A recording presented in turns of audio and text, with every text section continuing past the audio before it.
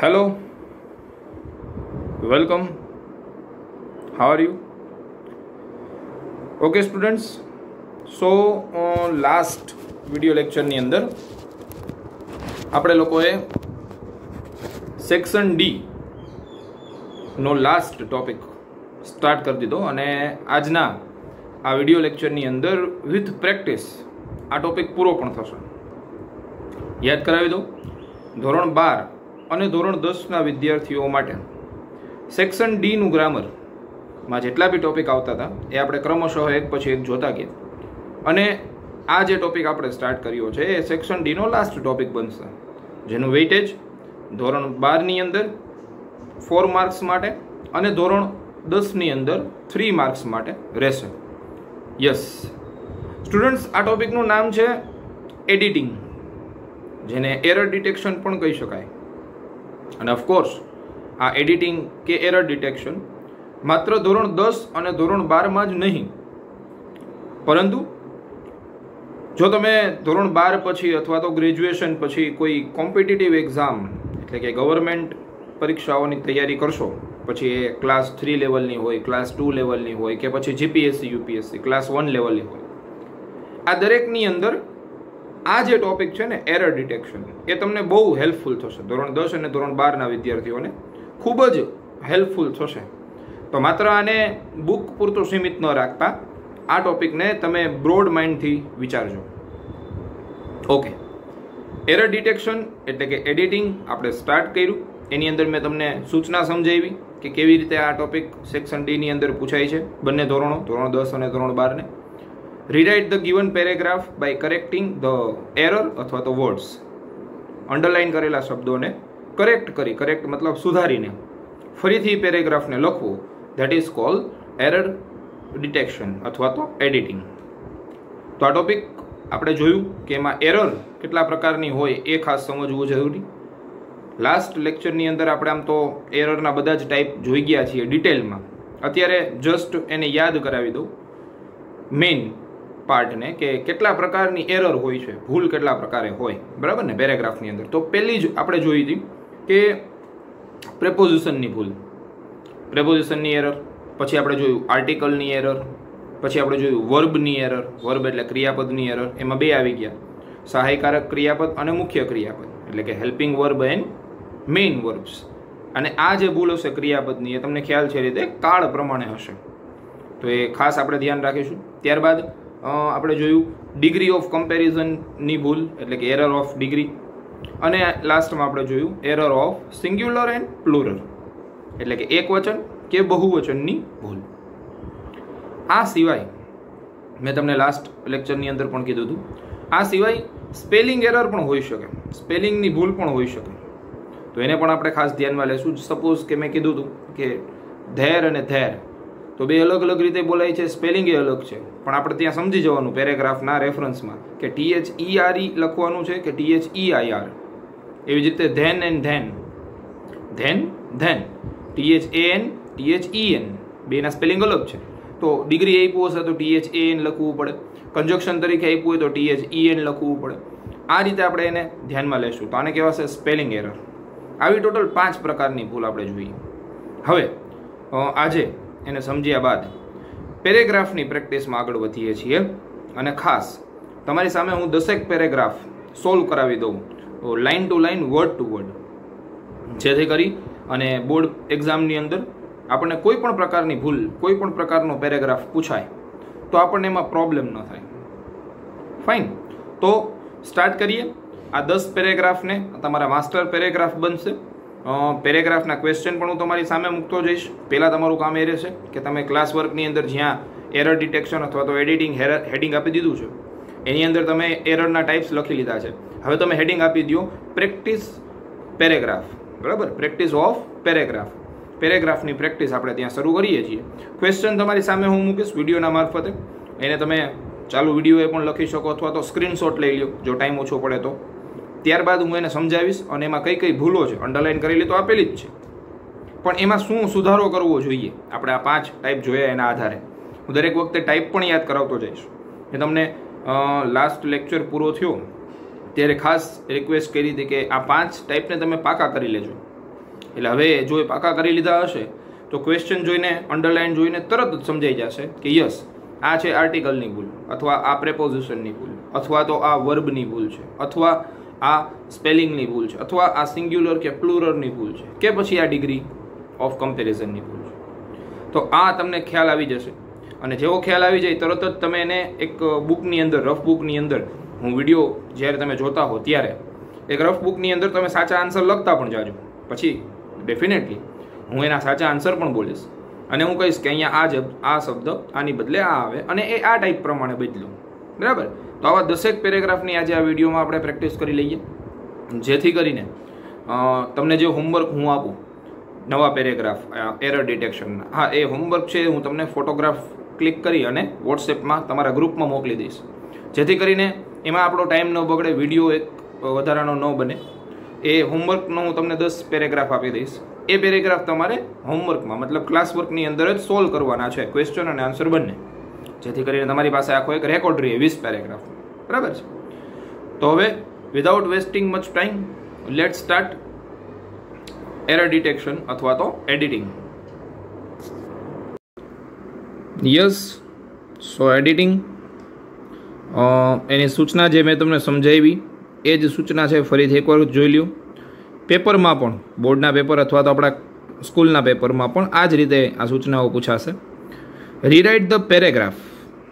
Rewrite કરવું એટલે ફરીથી લખવું. આપેલા પેરેગ્રાફને ફરીથી લખો, પણ કેવી રીતે? Correcting the underline words. એમાં જો અંડરલાઇન કરેલા શબ્દો આપ્યા છે એને આપણે કરેક્ટ એટલે કે સુધારવાના રહેશે. ફાઇન.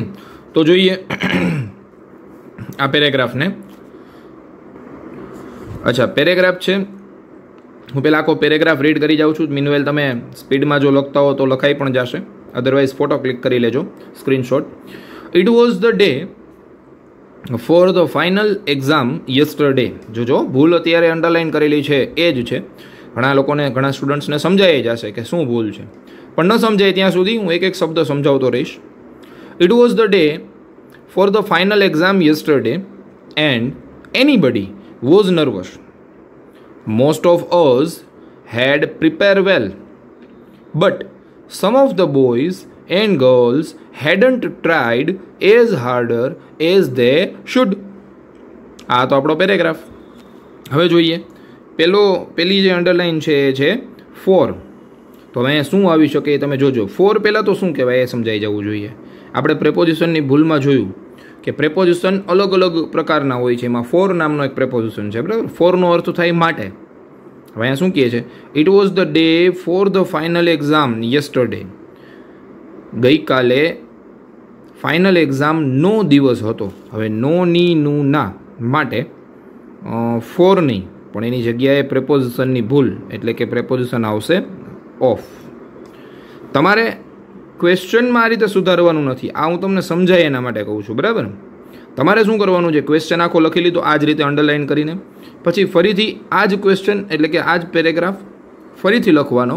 પણ શું કરવાનું? તમારે ડાયરેક્ટ જવાબ લખવાનો, પછી એને અંડરલાઇન કરવાની જરૂર નહીં. બરાબર?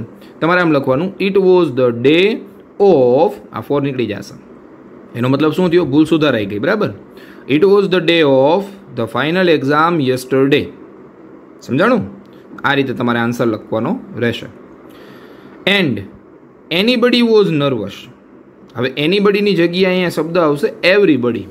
આ જે એનીબડી છે એ નીકળી જશે, એનીની જગ્યાએ થઈ જશે every, EVERY. Everybody was nervous. દરેક, ગુજરાતી કરો એટલે સમજાઈ જાય કે કેમ એનીબડી. એનીબડી મતલબ કોઈ એક, એવરી મતલબ દરેક.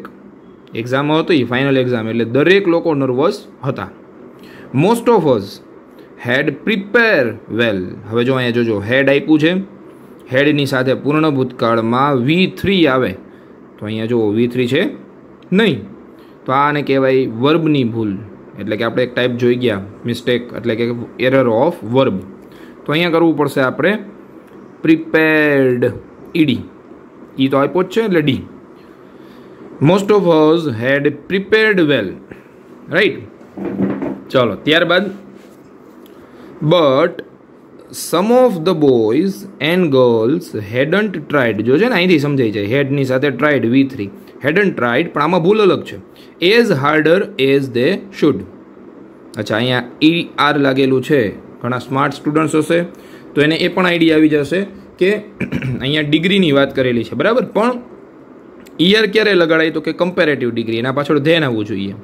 પણ અહીંયા તો એઝ અને એઝની વચ્ચે મૂક્યું છે, તો હાર્ડરમાંથી મારે કાઢી નાખવું પડશે ER. આ થઈ ગઈ positive degree. As hard as they should. સમજાય છે? જો ધેન હોત તો આપણે ER લગાડવું પડત, પણ ER લગાડેલું જ આપ્યું છે, મતલબ ડિગ્રીની ભૂલ છે. તો અહીંયા થઈ જશે as hard as they should. સમજાય છે? તો ટોટલ આ પેરેગ્રાફમાં તમે જોવા જાઓ તો 1, 2, 3 એન્ડ 4 4 મિસ્ટેક આપણે ઇમ્પ્રૂવ કરી. તો આને 4 માર્કનો પેરેગ્રાફ ગણવું. ફાઇન. એક ભૂલનો 1 માર્ક હશે. મેં તમને કીધું એ રીતે કે આ ટોપિક ખૂબ જ સહેલો, ખૂબ જ ઇઝી છે, કારણ કે એક ભૂલ કાઢવાના આપણને એક માર્ક રોકડા મળે છે દોસ્ત. એટલે ખાસ આને પાકું કરી લેજો એરરના ટાઈપને. પછી પેરેગ્રાફ તમારા માટે એકદમ ઇઝી થઈ જશે. ફરીથી આ પેરેગ્રાફ બોલી જાઉં છું, પછી આગળના પેરેગ્રાફ થોડાક સ્પીડમાં આપણે આગળ વધશું. આ પેરેગ્રાફને હજી એકવાર જોઈ લ્યો. મિસ્ટેક સુધાર્યા પછીનો પેરેગ્રાફ બોલું છું, એટલે તમારો આન્સર આ રીતે બનશે. It was the day of the final exam yesterday and everybody was nervous. Most of us had prepared very well, but some of the boys and girls hadn't tried as hard as they should. Right? ચાલો, હવે meanwhile તમે બીજો paragraph પણ તમારી સામે છે જોઈ લીધો હશે. બોલી જાઉં છું હું. સેકન્ડ પેરેગ્રાફ સ્ટાર્ટ કરીએ. In the city of Nicosia of Cyprus there was a big statue for a king. He ruled, underline જોજો ક્યાં ક્યાં છે. He ruled about 3 centuries ago. The people of the city did not know anything about the king. Okay, ચાલો પહેલી ભૂલ. Underline કરેલા શબ્દને જ આપણે ધ્યાનમાં લેશું. પહેલી ભૂલ આવી ઓફ. ઓફ એટલે પ્રેપોઝિશનની ભૂલ, બરાબર ને? Type number 1. હવે ત્યાં શું આવવું જોઈએ? તો કે ઇન ધ સિટી ઓફ નિકોશિયા. હવે નિકોશિયા ક્યાં આવેલું છે? તો કે સિપ્રસની અંદર. ઇન સિપ્રસ, બરાબર. તો અહીંયા ઓફ નીકળી જશે અને ઓફની જગ્યાએ આપણે લખવું પડે ઇન. તો પેલી પ્રેપોઝિશનની ભૂલ. બીજી અહીંયા આપણને આપેલી છે big statue for a king. મોટું સ્ટેચ્યુ કિંગ માટે કે કિંગનું? રાજાનું સ્મારક, બરાબર ને? સ્ટેચ્યુ એટલે સ્મારક. તો રાજાનું એવું કેવું હોય? નોની નું ના, તો ફોરની જગ્યાએ કેન્સલ થઈ જાય અને આવી જશે of. Of a king. He ruled about 3. જોજો 3 કીધું એટલે બહુવચન કે એકવચન? યસ, બહુવચન. તો આને કહેવાય એકવચન બહુવચનની ભૂલ. Mistake of singular and plural. મેં કીધું તમને કે 5 ટાઈપ આવી જશે બધા પેરેગ્રાફ જોશો ત્યારે, બરાબર છે? Okay. He ruled about 3 centuries. વાયનો આઈ થઈ જાય અને ES લાગશે. આ થઈ ગયું બહુવચન. 3 centuries ago. The people of the city did not know anything. હવે આપણને તો એમ લાગે નો બરાબર જ છે સર, પણ એક વખત જોજો નોટ આવી ગયું આગળ, તો બીજી વખત નકાર માટે નો મૂકેલું હશે નહીં. તો ગુજરાતી એનું કરીએ શું થાય? The people of the city did not know anything about the king. Gujarati આવું થાય છે કે એ શહેરના લોકો, એ રાજ્યના લોકો એ કિંગ વિશે કંઈ જ જાણતા નથી. જાણવા માટેનો સ્પેલિંગ થશે KNOW. યસ. તો આને કહેવાય mistake of, error of spelling. કોની ભૂલ છે? આ સ્પેલિંગની ભૂલ છે, બરાબર ને? તો આવું ભૂલ પણ આપેલી હોય આપણને. હવે આખો પેરેગ્રાફ તમે એક વખત જોઈ લ્યો.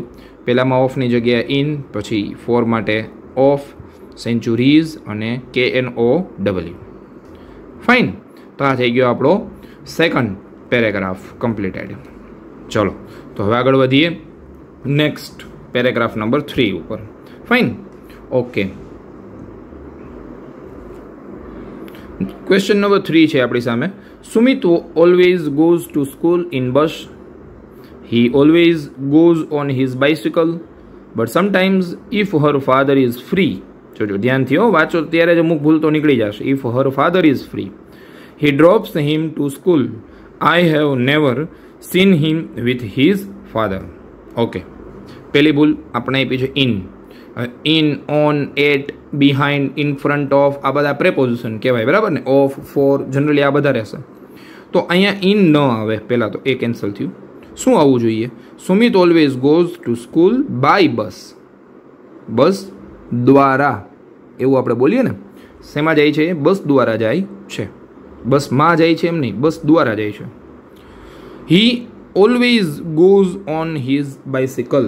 હવે અહીંયા તમને એવું લાગશે કે ઓલવેઝ તો બરાબર જ છે. હા, ઓલવેઝ સાદો વર્તમાન કાળ જ કહેશે અને ઈએસ છે પણ ખરા.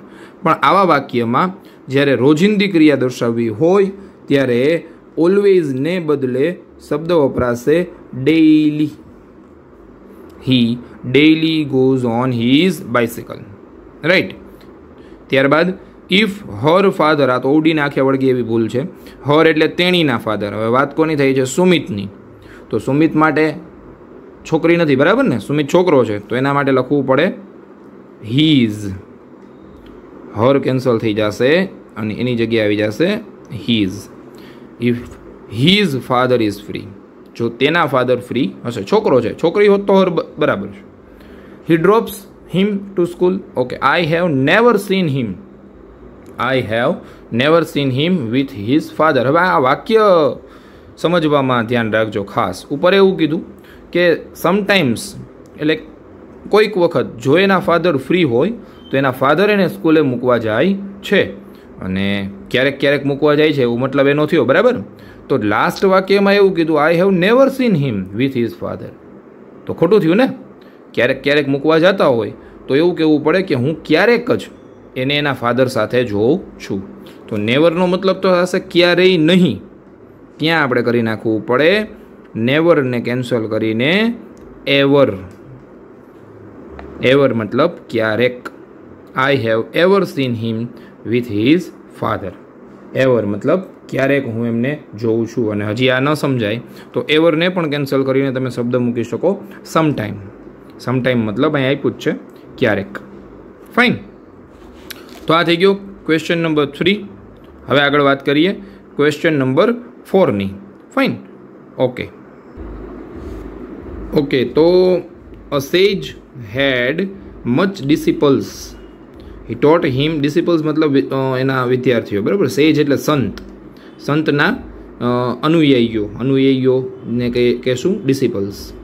ટોટ him his deepest belief. Deepest મતલબ ઊંડામાં ઊંડી. બિલીફ એટલે માન્યતા. God was everywhere and dwells about everything. ભગવાન એવરીવેર એટલે દરેક જગ્યાએ છે, અને ડ્વેલ્સ અબાઉટ એવરીથિંગ. ડ્વેલ્સ એટલે રહેવું, દરેક વસ્તુઓમાં રહે છે. તો આ આપણે એનો મિનિંગ જોઈ લીધો. હવે મિસ્ટેકની વાત કરીએ તો પહેલું અ સેજ હેડ મચ ડિસિપલ્સ. મચ ક્યારે વપરાય? તો કે જથ્થાવાચક હોય તો, બરાબર, જેને ગણી શકાતા નથી. પણ જો ગણી શકાય એમ હોય તો, જેમ કે ડિસિપલ્સ એટલે અનુયાયીઓ તો ગણી શકાય ને. જેમ કે એક ક્લાસમાં કેટલા વિદ્યાર્થીઓ તો ગણી શકાય. તો ગણી શકાય એને મચ ન કહેવાય. એના માટેનો ડિગ્રીનો શબ્દ છે મોર.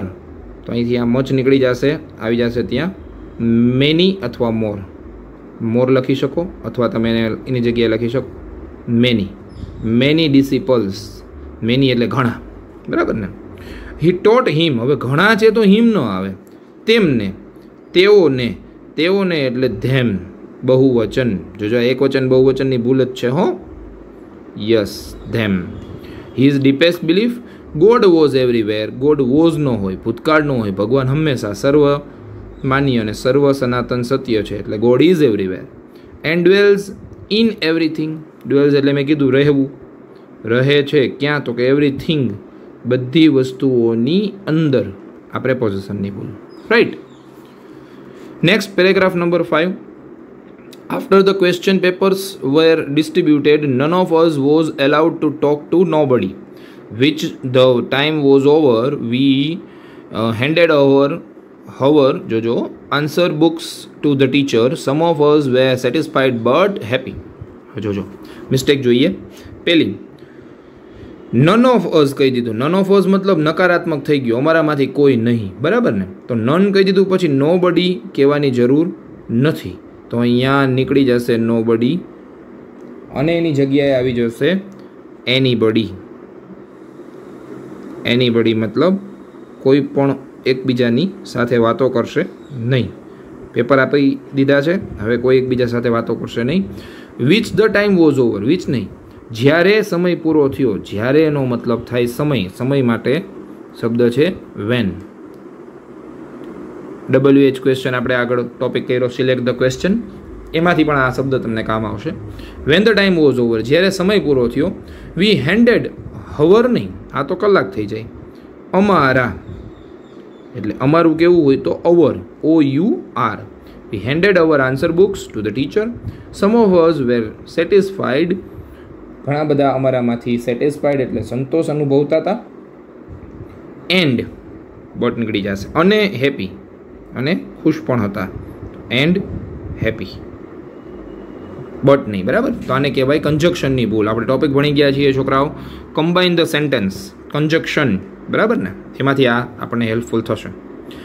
Number 6, mother was angrily because Kiran was late. She asked her what she was late.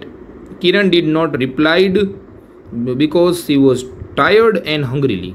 હવે સમજાઈ ગયું હશે કે પેલું મિસ્ટેક જે છે અહીંયા એંગ્રીલી, મધર વોઝ એંગ્રીલી નહીં, મધર વોઝ એંગ્રી. વચ્ચેનું આ IL કાઢી નાખો તો સ્પેલિંગ થઈ જશે એંગ્રી. તમારે આવી રીતે કાઢીને જ નાખવાનું, મેં કીધું એમ ફરીથી આન્સર લખવાનો છે. બરાબર, મધર વોઝ એંગ્રી, મધર ગુસ્સે હતા. બીકોઝ, કારણ કે. Kiran was late. She asked her why she was late. જોજો ધ્યાનથી, WHAT ની જગ્યાએ WHY, why she was late. શા માટે તેણી મોડી હતી, કારણ પૂછે છે. બરાબર ને, શા માટે. કિરણ ડીડ નોટ, હવે જો ડીડ આવી ગયું એટલે ભૂતકાળ થઈ ગયો, બે ભૂત ભેગા થાય નહીં, તો રિપ્લાઇડમાંથી આપણે કરવું પડે રિપ્લાય. વાય નીકળી જશે અને ત્યાં આઈ નો વાય થઈ જશે. Did not reply because she was tired and hungrily નહીં, ટાયર્ડ એન્ડ હંગ્રી. સમજાય છે? હવે આખો પેરેગ્રાફ જોશો તો ધ્યાનમાં આવશે કે મધર વોઝ એંગ્રી, પછી અહીંયા વાય, અહીંયા રિપ્લાય અને અહીંયા હંગ્રી. નેક્સ્ટ એટલે 7મો પેરેગ્રાફ. વેન ગુલિવર, ગુલિવર વ્યક્તિનું નામ છે, તમારે આ ચેપ્ટર પણ આવતું. ગુલિવર અવોક ઇટ ઇઝ ડે લાઇટ. જોજો અવોક કીધું, અવોક મતલબ ઉઠ્યું, જાગ્યો, ભૂતકાળની વાત છે. તો ભૂતકાળમાં ઇટ ઇઝ ન હોય, ભૂતકાળમાં હોય ઇઝની જગ્યાએ વોઝ. આ થઈ ગઈ ક્રિયાપદની ભૂલ. વેન ગુલિવર અવોક, જ્યારે ગુલિવર ઉઠ્યો. ઇટ વોઝ ડે લાઇટ, કેવું હતું તો કે તે દિવસનો સમય હતો, દિવસ થઈ ગયું હતો, સવાર પડી ગઈ હતી. હી ટ્રાઈડ ટુ રાઇઝ, હવે આ રાઇઝ એટલે તો ચોખા થાય. બરાબર ને, ભાત થાય નહીં. He tried to RISE, rise. Rise એટલે ઊભું થવું, ઉઠવું. Yet he was not able to move. યેટની જગ્યાએ મૂકવું પડશે આપણે કંજક્શન તરીકેની ભૂલ, અને ભૂલ છે but. But he was not able to move, પણ એ હલનચલન કરી શકે એમ નહોતો. પછીનું વાક્ય આપણા માટે મહત્વનું નથી, ડાયરેક્ટ મિસ્ટેક ઉપર આવી. એવરી સાઈડ, એવરી સાઈડ એટલે દરેક બાજુ. હવે જો સાઈડ છે ને, એના માટે એવરી નહીં, પણ એના માટે શબ્દ લખાય છે ઈચ. ઈચ સાઈડ, દરેક બાજુ, તો એને આપણે ઈચ કહેશું. ફાઇન. નંબર 8, 8મા નંબર ઉપર. Why we could spend some time watching the common yellow ant. We would be impressed by their busy schedules. The homes of these little creatures are built careful by highly skilled workmen ant. Ant એટલે કીડી. બરાબર ને? તો why we could spend some time watching the common yellow ant. why ની જગ્યાએ આવશે જ્યારે. જ્યારે એટલે when, WHEN. when we could spend some time, જ્યારે એવું બોલીએ ને આપણે. Okay. Impressed by their busy schedule. મેં કીધું હતું ને એકવચન બહુવચનની ભૂલ, સ્પેલિંગ ભૂલ પણ કહી શકો. THEIR, THEIR, ધેર, તેઓનું busy schedule. Homes of these little creature. જો હવે આ બહુવચન છે તો આ એકવચન ચાલે નહીં, આને એકવચન બહુવચનની ભૂલ કહેશું, અને અહીંયા થઈ જશે THESE, these little creatures. Are છે ત્યાંથી એ ખબર પડી જાય. કેરફુલ નહીં પણ કેરફુલી, એડવર્બ. બરાબર છે? Okay. Question number 9. My friend gives me a book yesterday. અહીંથી જ ખબર પડી જાય યસ્ટરડે એટલે ભૂતકાળ, તો ગીવ્સ વર્તમાન કાળ કહેવાય, આ ન ચાલે. અહીંયા મૂકવો પડે આપણે ક્રિયાપદની ભૂલ ગોતી અને GAVE ગેવ ભૂતકાળ થઈ ગયો. I was reading it now, now એટલે અત્યારે, કાળ ભણી ગયા છીએ આપણે. અત્યારે એટલે ચાલુ વર્તમાન કાળ, ચાલુ વર્તમાન કાળમાં આઈ વોઝ નહીં પણ I am reading it now. I found it interesting than any other book, degree of કમ્પેરિઝનની ભૂલ, ઇન્ટરેસ્ટિંગની આગળ લગાડવું પડશે મોર ઇન્ટરેસ્ટિંગ. સર એ તમને કેમ ખબર પડી ગઈ? પાછળ જુઓ ધેન આપેલું છે, રાઈટ, તો આને કહેવાય કમ્પેરેટિવ ડિગ્રી. ઓકે, અને ત્યારબાદ છે I will return them tomorrow, them નહીં, બુક માટે વપરાય it, I will return it tomorrow, આ વસ્તુ હું પાછી આપી દઈશ. ઇટ વોઝ 10મો અને છેલ્લો paragraph. It was a cold winters day, તો અહીંયા વિન્ટર્સ એવું લખાતું નથી, વિન્ટર, ઋતુ હંમેશા એક વચનમાં જ લખાય, એનું બહુ વચન ન થાય, બરાબર છે. Cold winter day. Arab merchant was travelled through, was travelled ન હોય, વોઝ ટ્રાવેલિંગ, મુસાફરી કરી રહ્યા હતા. Desert over his camel, over નહીં, અહીંયા પ્રેપોઝિશનની ભૂલ છે, બાય હિઝ કેમલ અથવા વિથ હિઝ કેમલ એવું લખી શકો. એટ સનસેટ, ધેની જગ્યાએ હી, કેમ કે વ્યક્તિ અને જાનવર બેને ધે ન કહી શકાય, બરાબર, તો મર્ચન્ટ માટે હી. તો આ થઈ ગયા આપણા 10 પેરેગ્રાફ પ્રેક્ટિસના કમ્પ્લીટ. ને આની સાથે જ હું તમને 10 પેરેગ્રાફનો ફોટોગ્રાફ પણ મોકલી દઉં છું, તો એ તમારે હોમવર્કમાં પૂરા કરી લેવાના છે. આમ ટોટલ 20 પેરેગ્રાફ થશે અને આપણો આ ટોપિક સેક્શન ડીનો લાસ્ટ ટોપિક એડિટિંગ અહીંયા પૂરો થશે. મળીશું ફરીથી નેક્સ્ટ વિડીયો લેક્ચરની અંદર કોઈ નવા ટોપિકની સાથે. Till then, stay at home, stay safe and good bye.